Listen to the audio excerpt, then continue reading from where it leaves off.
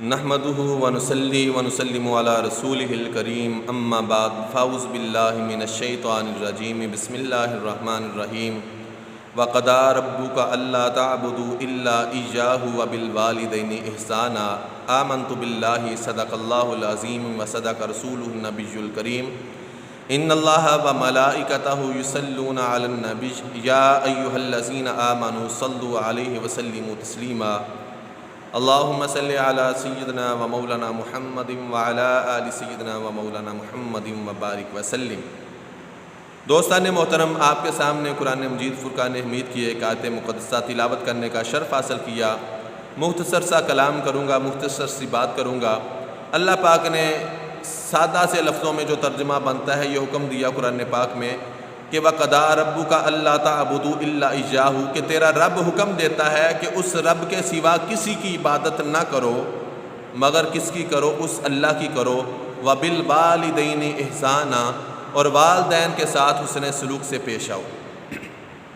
دوستان محترم، یہاں پہ جو بات سمجھاتا چلوں کہ اللہ پاک نے اپنی عبادت کا حکم دینے کے بعد، حقوق اللہ کے بعد حقوق العباد میں سب سے پہلا جو حکم دیا ہے وہ والدین کے ساتھ اس نے سلوک کا حکم دیا ہے۔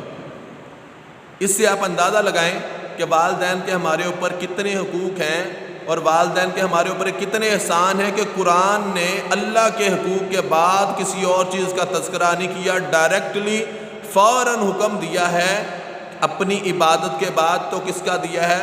والدین کے ساتھ اس نے سلوک کرنے کا۔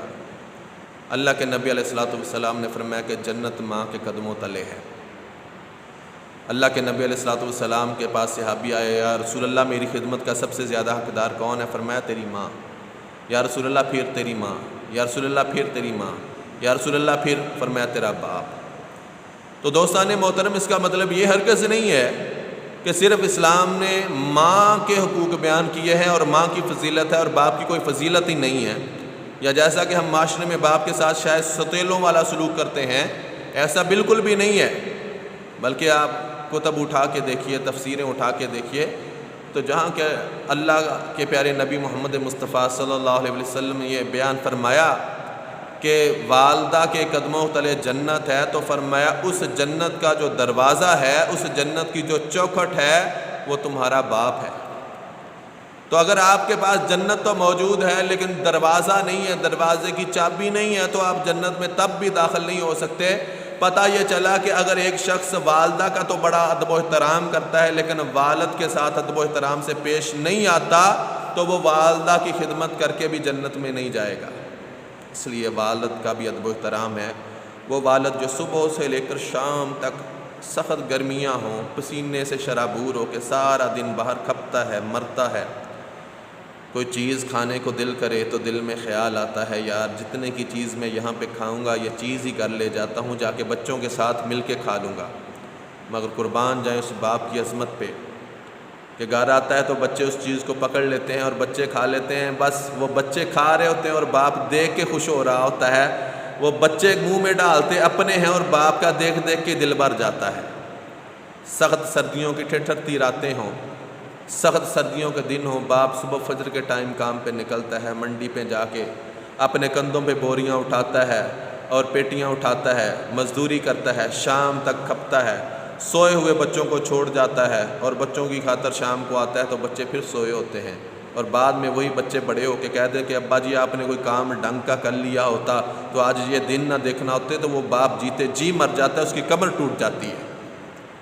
اور اسی طریقے میرے اور آپ کے کریم آقا علیہ الصلوۃ والسلام سے روایتوں میں آتا ہے کہ ایک بندہ حج کرنے کے لیے گیا اور اس نے اپنے کندھوں پہ ماں کو بٹھا کے حج طواف کروا دیا، چکر لگوا دیے۔ حج کرانے کے بعد اس نے کسی سے پوچھا کہ کیا میں نے اپنی والدہ کا جو حق تھا وہ ادا کر دیا؟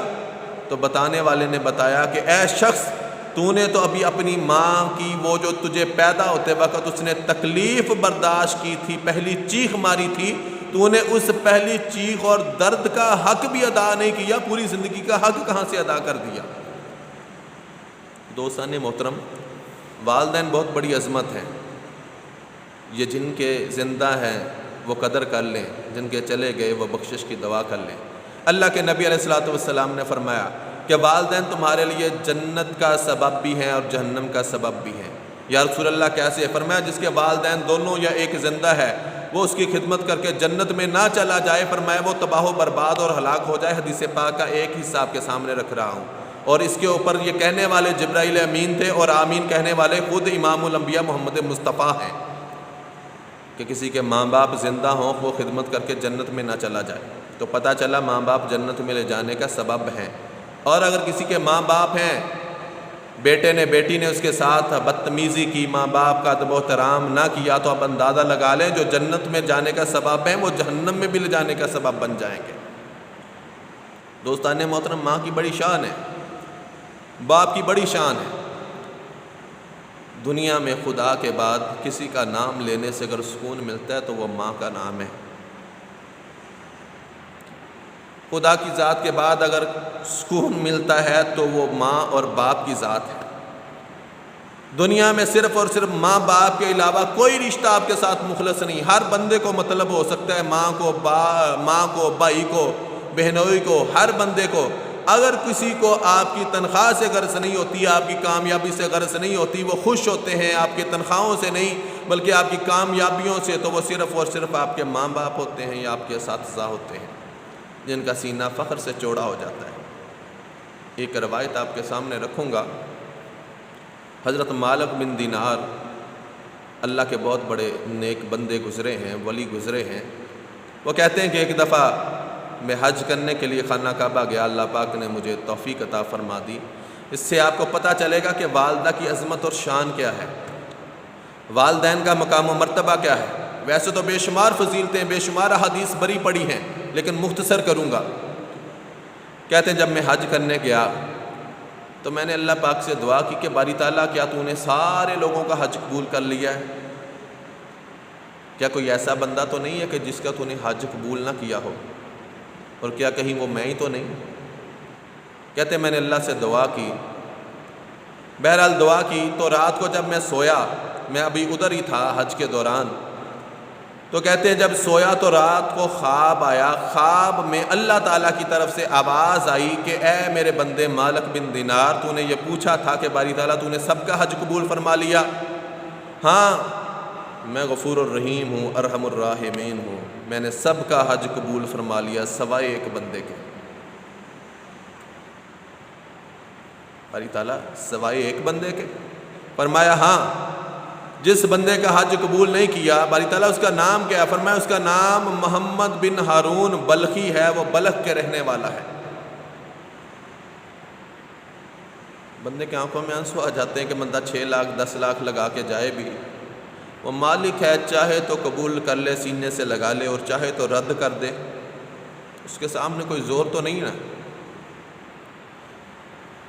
تو کہتے ہیں میں نے جب صبح بیدار ہوا، اٹھا، میں نے لوگوں سے پوچھنا شروع کیا۔ ابھی طواف وداع نہیں کیا تھا ہم لوگوں نے، طواف وداع کرنا تھا، حج کا آخری رکن جو ہوتا ہے، تو وہ آخری طواف کر کے اپنے اپنے گھروں کو لوگ چلے جاتے ہیں۔ میں نے لوگوں کو ڈھونڈنا شروع کر دیا، جیسے آپ جانتے ہیں پاکستانی جہاں پہ ہوتے ہیں، پاکستانی ہوتے ہیں، انڈینوں کا الگ ہوتا ہے، بنگلہ دیشیوں کا الگ، تو میں نے بلخ کے لوگوں کو ڈھونڈنا شروع کیا۔ کہتے ہیں میں نے جب لوگوں سے جا کے پوچھا یار محمد بن ہارون کہاں پہ ہے، ملنا چاہتا ہوں، انہوں نے کہا وہ تو بڑا نیک بندہ ہے، وہ تو بڑا درویش ہے، وہ تو اللہ اللہ کرنے والا بندہ ہی بڑا نیک ہے۔ میں بڑا حیران ہوا سن کے کہ میں نے کچھ اور سنا ہے، یہ کچھ اور کہتے ہیں۔ دوسرا بندہ آیا، کہتا ہے یار وہ تو اتنے نیک ہیں کہ انہوں نے جو کچھ بھی ان کے پاس تھا سارے کا سارا مال جائیداد اللہ کے راستے میں وقف کر دیا ہے، اتنے نیک ہیں۔ میں اور بڑا حیران ہوا، دل میں ملنے کا شوق جاگا، پوچھا کہاں پہ ہیں؟ بتانے والے نے بتایا کہ پہاڑ کے پیچھے اپنا خیمہ لگا کے بیٹھے اللہ اللہ کر رہے ہیں۔ کہتے میں پاس گیا، میں نے جا کے سلام لیا، انہوں نے سلام کا جواب دیا۔ مالک بن دینار فرماتے ہیں کہ میری پوچھنے کی ہمت نہیں پڑی، بتانا یہ چاہتا تھا کہ تیرا حج قبول نہیں ہوا۔ میں نے پھر واپس آنا چاہا تو اس آواز دینے والے نے آواز دی، اے مالک بن دینار واپس کدھر جا رہے ہو؟ کس کام سے آئے تھے؟ آپ نے کہا نہیں کوئی بات نہیں۔ انہوں نے کہا نہیں بتا۔ پھر کہا بتا، تیسری بار کہا مالک بن دینار بتا کے جاؤ۔ کہتے میں بڑا حیران کہ اس شخص کو میرا نام کیسے پتہ چل گیا، کروڑوں لوگ ہیں، لاکھوں لوگ ہیں یہاں پہ، میرا نام کیسے پتہ چل گیا؟ کہتے ہیں مالک بن دینار یہی بتانے آئے ہو نا کہ اللہ پاک نے میرا حج قبول نہیں کیا۔ مالک بن دینار کہتے ہیں میں حیران ہو گیا سن کے، کہتے ہیں میں نے سر ہلایا، کہتے ہیں مجھے پتہ ہے کہ اللہ پاک نے میرا حج قبول نہیں کیا، اور یہ پہلا حج نہیں ہے، پچھلے 24 سال سے میں لگاتار اللہ کے گھر میں آتا ہوں، اور اللہ پاک ہر دفعہ کسی نہ کسی ولی کے ذریعے، اپنے پیارے کے ذریعے مجھ تک یہ پیغام پہنچا دیتا ہے، جیسے اس دفعہ تمہارے ذریعے پہنچایا کہ اللہ پاک نے میرا حج قبول نہیں کیا۔ مالک بن دینار فرماتے ہیں کہ اس کی آنکھوں میں آنسو تھے، رو رہا تھا۔ میں نے اس سے پوچھا یار وجہ کیا ہے، بات کیا ہے، بات تو بتا۔ کہتا نہیں مالک بن دینار دے پردے پہ یا تو پردے پہ رہن دو، آپ مجھ سے متنفر ہو جائیں گے، مجھ سے دور بھاگیں گے۔ مالک بن دینار فرماتے میں نے کہا نہیں بھاگتا، تو بات بتا۔ کہتا اس نے اپنی کہانی سنانا شروع کی۔ وہ محمد بن ہارون بتاتے ہیں کہ اللہ پاک نے مال دیا تھا، پیسہ دیا تھا، جائیداد سب کچھ تھا، بس غلط طرف چلنا شروع ہو گیا، نشے کرنا شروع ہو گیا، شرابیں پینا شروع ہو گیا۔ ایک دن میں شراب کے نشے میں دھت جب گھر آیا، رمضان کا مہینہ تھا، میں نے والدہ سے کہا کہ روٹی دو، تندور جل رہا تھا، گھر والے روٹی بنانے کے لیے پہلے تیار تھے، پتہ تھا کہ میں آنے والا تھا اور جو میرا انداز تھا۔ کہتا ہے والدہ نے یہ کہا کہ شرم کیا کرو کچھ، اگر کم از کم خود روزہ نہیں رکھا تو جنہوں نے روزہ رکھا ان کا ہی خیال کر لیا کرو، رمضان کا مہینہ ہے۔ محمد بن ہارون فرماتے ہیں کہ بس والدہ کے یہ کہنے کی دیر تھی، میں نشے میں تھا، میں نے ایک تھپڑ مارا، والدہ کے چہرے پہ لگا، اور اس وقت تندور زمین کے اندر ہوتے تھے، وہ تندور جو جل رہا تھا، والدہ اس تندور کے اندر گر گئی، مجھے خبر نہیں، میں نشے میں دھت تھا، لوگوں نے پکڑا، مجھے کمرے میں بند کر دیا، والدہ کو نکالا، جسم جل چکا تھا، ساری رات کراہتی رہی درد کی وجہ سے، کانوں میں آواز پڑتی رہی لیکن نشے میں تھا، پتہ نہیں چلا۔ جب دوسرے دن 12-1 بجے آنکھ کھلی، دیکھا تو میری بیوی جو ہے وہ الماری سے کپڑے نکال رہی ہے، اپنا سوٹ کیس تیار کر رہی ہے۔ میں نے پوچھا بھئی کدھر جا رہی ہو، کہیں جانے کی تیاری؟ اس نے کہا ہاں میں اپنے گھر والوں کے پاس جا رہی ہوں۔ میں کیا جا رہی ہوں؟ وجہ؟ اس نے کہا کہ میں ایسے شخص کے ساتھ رہنا پسند نہیں کرتی کہ جو اپنی ماں کا بھی قاتل ہو، ایسا بدبخت شرابی شخص جو اپنی ماں کا قاتل ہو، میں ایسے شخص کے ساتھ رہنا پسند نہیں کرتی۔ میں نے کہا ہاں کیا ماں مر گئی؟ اس نے کہا ہاں بدبخت ماں مر گئی، کل تو نے تھپڑ مارا تھا، تیرے تھپڑ مارنے کی وجہ سے وہ تندور میں گر گئی اور جل کے راکھ ہو گئی، رات ساری بڑی مشکل سے کاٹی اور صبح اللہ کو پیاری ہو گئی۔ فرمایا میری ماں تھی، مجھے بتایا نہیں، مجھے چہرہ کیوں نہیں دکھایا؟ فرمایا بدبخت اس نے جاتے ہوئے وصیت کی تھی کہ اسے شرابی کو میرا چہرہ مت دکھانا، مر بھی گئی تو اس کو میرے جنازے پہ مت آنے دینا۔ کہتے ہیں جب یہ الفاظ سنے تو بڑا رویا۔ ماں چلی گئی اور ماں یہ کہہ کے گئی کہ اس بدبخت کو جنازے کے ساتھ مت آنے دینا۔ مالک بن دینار فرماتے کہ میں نے یہ بات سن رہا تھا، اس کے بعد انہوں نے کہا کہ میں نے اپنا سارا کچھ مال و دولت جو تھا وہ سارا اللہ کے راستے میں قربان کر دیا، کہ اس مال و دولت کی کیا ضرورت جب ماں ہی نہیں رہی، بیوی نہیں رہی، اور اسی مال و دولت نے مجھے نشے تک پہنچا دیا۔ اللہ کے راستے میں وقف کر دیا، غریبوں کو دے دیا، اور اللہ کے حضور توبہ کرتا رہا، روتا رہا۔ 24 سال ہو گئے، اللہ کے حضور روتا رہا۔ ہر سال حج کرنے کے لیے آتا ہوں، مگر ہر سال میں لبیک کہتا ہوں، باری تعالیٰ حاضر ہوں، تو آگے سے یہی جواب ملتا ہے، لا لبیک، تیری حاضری قبول نہیں۔ تو فرمایا مجھے پتہ ہے کہ یہ معاملہ جو ہے یہ پچھلے 24 سال سے چل رہا ہے، تیرے جیسا کوئی بندہ آتا ہے جو آ کے مجھے بتا دیتا ہے کہ تیرا حج قبول نہیں ہے۔ مالک بن دینار فرماتے ہیں کہ مجھے اس کے اوپر اتنا غصہ آیا کہ میں نے بھی اس کے چہرے پہ ایک تھپڑ دے مارا، اور میں نے بتایا اسے کہ تو اسی سلوک کا حقدار ہے جو تیرے ساتھ ہو رہا ہے، تیری تو بخشش بھی نہیں ہوگی، تو ماں کا قاتل ہے۔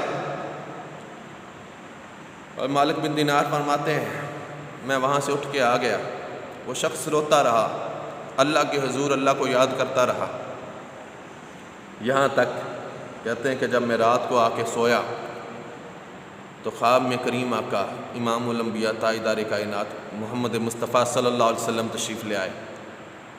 فرمایا مالک بن دینار تو نے اس بندے کو تھپڑ کیوں مارا، تو نے اسے اللہ کی رحمت سے مایوس کر دیا۔ عرض کیا آقا اس نے کام ہی ایسا کیا تھا، آقا اس کی تو اب بخشش نہیں ہوگی۔ اللہ پاک نے فرمایا، اللہ کے نبی علیہ الصلوۃ والسلام نے فرمایا اس کی بخشش ہو جائے گی۔ یا رسول اللہ کیسے؟ فرمایا اس کی بخشش کا سبب بھی کل قیامت کے دن بروز قیامت اس کی والدہ بنے گی۔ باری تعالیٰ وہ ماں جسے اس نے جلا کے راکھ کر دیا، مار دیا، وہ بنے گی؟ فرمایا ہاں وہی بنے گی۔ کیسے؟